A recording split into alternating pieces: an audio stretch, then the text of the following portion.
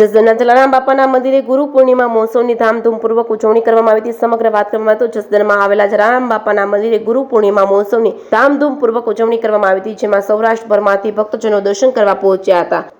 તેમજ હરિરામ બાપાના ભક્તો ગુરુ પૂજન કર્યું હતું અને દર્શનનો લાહવો લીધો હતો। તેમજ અહીં 42 વર્ષથી અખંડ રામધૂન તેમજ અન્નક્ષેત્ર ચાલી રહ્યું છે, જ્યાં રોજના બંને ટાઈમ 800 લોકો પ્રસાદ લઈ રહ્યા છે। અહીં શ્રીમદ ભાગવત કથાનું પણ આયોજન કરવામાં આવ્યું છે, જેની આજે પૂર્ણાહુતિ થઈ છે। ત્યારે ગુરુ પૂર્ણિમા નિમિત્તે ભક્તજનોએ ધૂન, ભજન, કીર્તન તેમજ સુંદરકાંડનું આયોજન કરવામાં આવ્યું છે। મહાપ્રસાદનું પણ આયોજન કરવામાં આવ્યું છે। છોટી જલારામ પ્રખ્યાત હરિરામ બાપાનું પૂજન અર્ચન કર્યું હતું। સાધુ સંતોને મહાપ્રસાદનું આયોજન કરવામાં આવ્યું હતું। જેકેએસની ગુજરાતી સાથે કરશન બામટા, આટકોટ।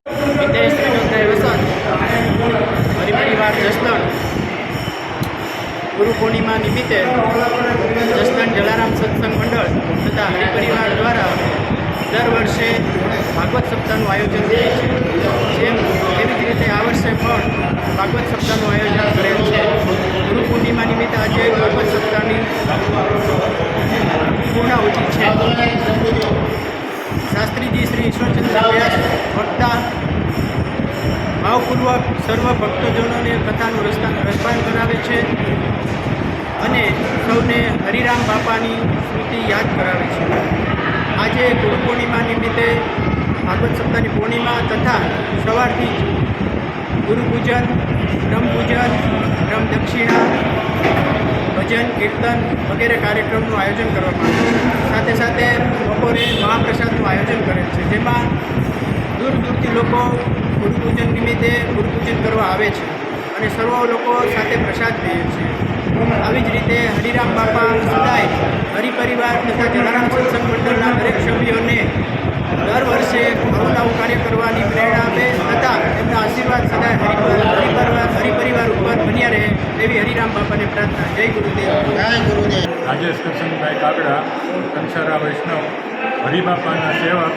હરિબાપાના ગુરુ પૂર્ણિમા નિમિત્તે સુંદરકાંડ સવારમાં રોજ અખંડ પાઠ થાય છે અને 24 કલાક 42 વર્ષથી રામધૂન અને બાપાનો મહાપ્રસાદનું આયોજન ચાલુ છે। 2 ટાઈમ ભોજન છે અને આજે ગુરુ પૂર્ણિમા નિમિત્તે હજારો બારગામથી હરિબાપાના સેવક આવીને પ્રસાદ અને મહાપ્રસાદ લે છે। આજે આખો દિવસ માણસોનું અમારા માટે હરિબાપાના મંદિરે પધારી રહ્યું છે।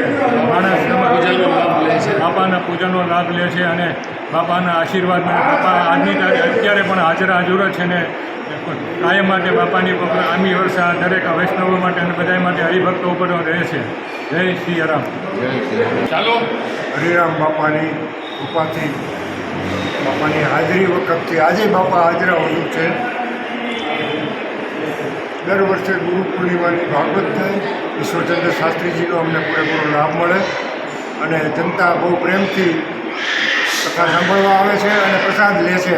રોજના 2 ટાઈમના થઈને 800, 700, 800 માણસો પ્રસાદ લે છે અને બધા ખંતથી બધા સેવકો બાપાના આશીર્વાદથી સેવા કરે છે।